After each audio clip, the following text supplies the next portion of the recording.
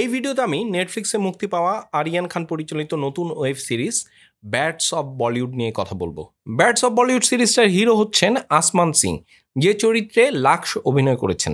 আসমান একজন উঠতি তারকা, যার প্রথম হিট তাকে একদম বলিউডের নতুন সেন্সেশন বানিয়ে দিয়েছে। তার চোখে এখন স্বপ্ন, হাতে নতুন নতুন অফার। কিন্তু বলিউডের এই ঝলমলে দুনিয়ায় টিকে থাকাটা কি এতই সহজ?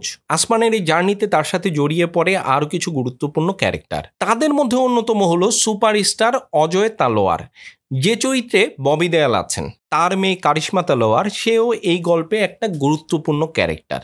এই তিনজনের ব্যক্তিগত সম্পর্ক, তাদের উচ্চাকাঙ্ক্ষা আর বলিউডের ভেতরের যে রাজনীতি, এই নিয়েই ব্যাটস অফ বলিউডের গল্প।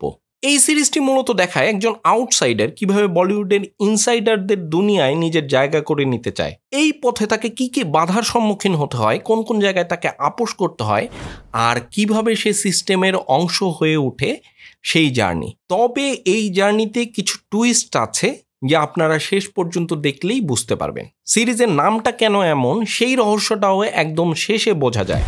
एक्टर बनने आया था, लगा नहीं था कि इतनी एक्टिंग करनी पड़ेगी।